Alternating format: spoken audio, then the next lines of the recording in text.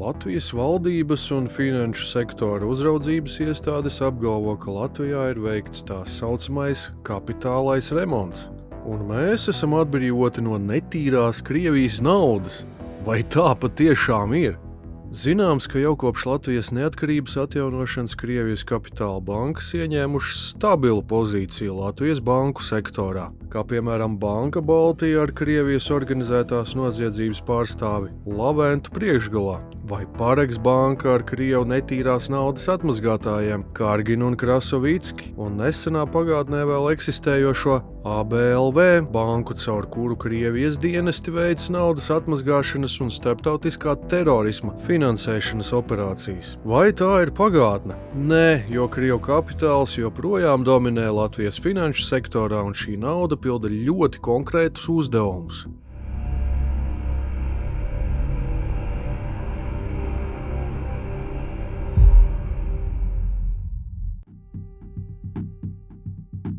Ja tevi šis video uzrunāja, abonē Taisnība YouTube kanālu, seko sociālo tīklu profiliem un lasi taisnība.com.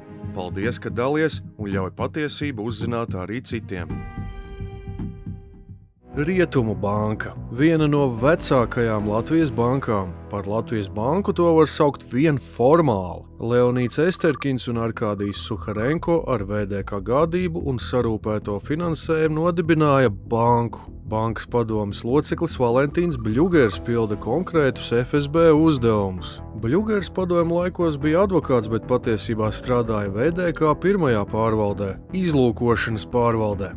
80. gadu beigās viņš tika aizsūtīts mācīties uz ASV un 90. gadu sākumā ar VDK virsnieka Plauža sievu nodibināja advokātu biroju. Šobrīd viņš ir iekārtots arī Gazprom kontrolētajā Latvijas gāzi padomē. Viņš ir profesionāls izlūks. Pēc ABLV bankas likvidācijas un Latvijas iekļaušanas pelēkajā sarakstā banka ieguldīja līdzekļus, lai mainītu tēlu. Par bankas seju kļuva Jeļena Bureja, kas vismaz atšķirībā no bankas īpašniekiem prot runāt latviski. Bet ar to ir par maz. Banka sponsorē dažādus kultūras pasākumus un sporta komandas, bet arī tad nauda tiek iedota tikai savējiem. Banka sponsorē Dailes teātri, kas vienmēr ir bijis īpaši mīļš komunistiem un čekistiem, kā nekā teātri dibināja pagrīdes komunists un Latvijas valsts ienaidnieks Eduards Smiļģis, bet šodien to vada cits komunists pakalpiņš Žagars. Rietumu banka sponsorē Latvijas hokeja izlases, kuras vadībā ir arī vēl viens Kremļa aģents Aigars Kalvītis. Un šādas tādas drupačas atmet Edgara Jaunupa vadītāja basketbola komandai VEF. Kā zināms, tad Jaunups ir ļoti čakls Krievu pakalpiņš. Banka ir kļuvusi uzmanīgāka, bet savu profilu nav mainījusi. Paralēli biznesa aktivitātēm tiek pildīti sākotnējie uzdevumi, Krievijas dienestu dotie uzdevumi. Signet banka. Šis jau ir smalkāks stāsts. Banka radās pēc Paregs bankas kraha. Ņemot vērā, ka Paregs banka pildīja tiešus FSB uzdevumus, tad tukša vieta nedrīkstēja palikt. Viens no galvenajiem Paregs bankas menedžeriem, kurš bija tiešā kontaktā ar FSB kuratoriem, bija Roberts Idelsons, kurš izveidoja Signet banku.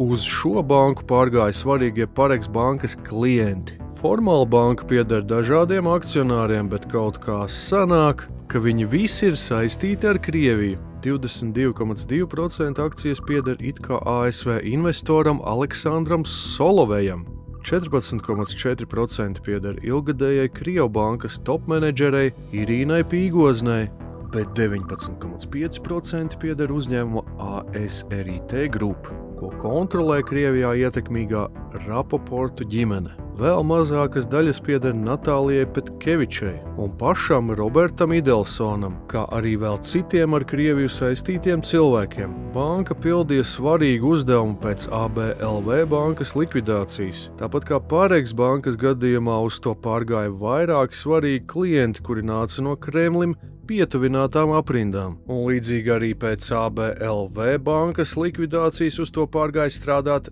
vairāki ABLV bankas darbinieki, kuri bija atbildīgi par naudas atmazgāšanas operācijām no Krievijas. Kā saka, darbiņš ir jāturpina. Svarīgi šeit piebilst, ka Signet banka pieder vēl viena banka – AS Magnetic Bank. Stratēģisks solis ar domu visas olas nolikt vienā grozā. Klienti un transakcijas tiek izmētātas pa dažādām bankām, lai veiksmīgāk slēptu aizdomīgās operācijas. Šī bija pirmā daļa, kurā iezīmējam, kas patiesībā kontrolē Latvijas finanšu sektoru.